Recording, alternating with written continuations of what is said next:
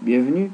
Donc nous allons voir comment on installe Skype sur un ordinateur et quelques possibilités d'utilisation. D'accord, donc sur votre moteur de recherche Google ou Yahoo, vous tapez Skype, d'accord, pour trouver le produit en question. Donc ici, télécharger Skype gratuitement. Ok, je clique ici. Donc là, vous avez la possibilité de télécharger Skype.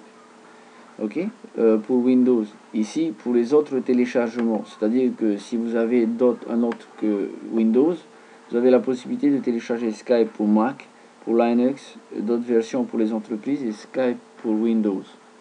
D'accord, on va télécharger Skype pour Windows. Ici, télécharger Skype pour Windows, d'accord, télécharger Skype.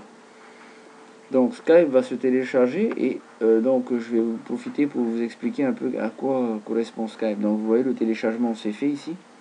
Donc ici Skype, en fait, c'est un logiciel que vous installez sur votre ordinateur qui vous permet de passer des coups de téléphone sur le territoire ou à l'étranger pour des tarifs beaucoup plus intéressants que ceux qui sont pratiqués. D'accord, pour appeler la France par exemple, c'est 4 francs par minute. Voilà. Pour les États-Unis, pareil, 4 francs la minute. Mais Skype peut aussi être gratuit, c'est-à-dire que si la personne, que votre interlocuteur est sur un ordinateur et qu'il a téléchargé également Skype, donc l'appel est gratuit.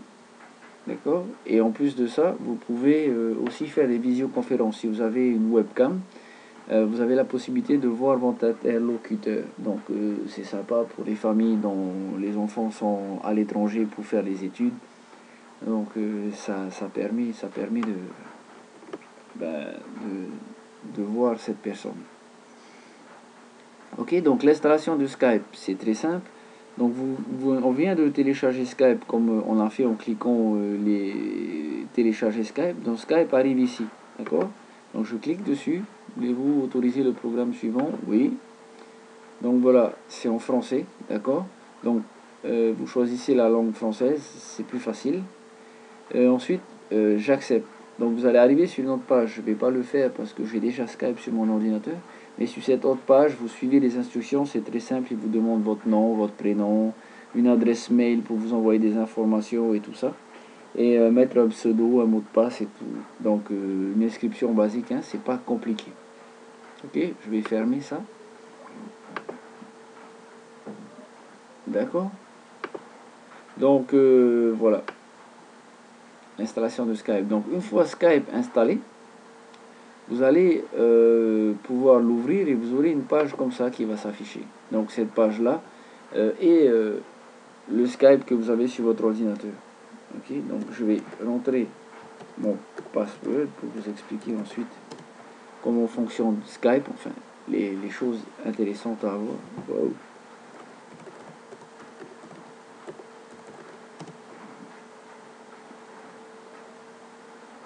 D'accord.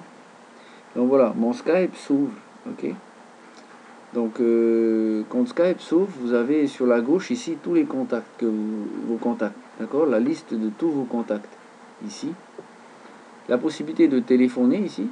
Donc hop, je veux téléphoner à l'étranger ou quoi, donc je choisis un drapeau du pays où je veux téléphoner et je peux le faire, d'accord, ici. Donc pour téléphoner, il faut avoir acheté des crédits.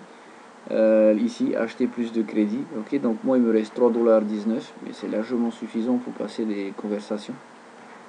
Ok, donc les contacts ici, par exemple ici, bon ben Eric, hein, Adams, avec qui je travaille aussi chez Organogold, Olivier Mouchoy et compagnie.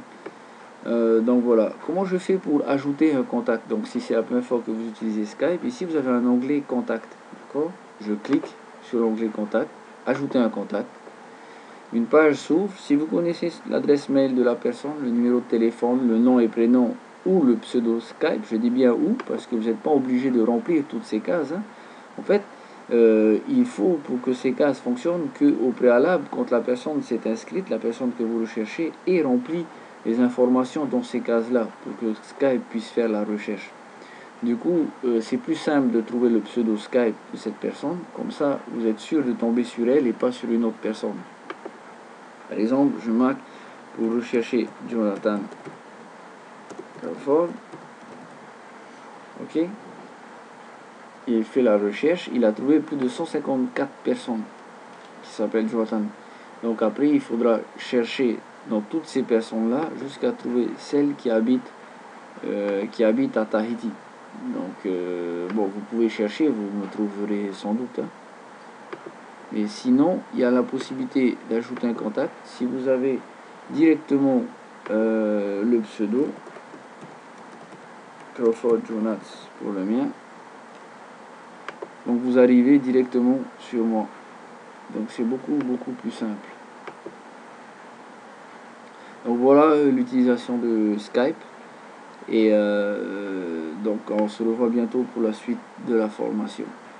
Pour fermer Skype, venez ici, déconnexion. À bientôt.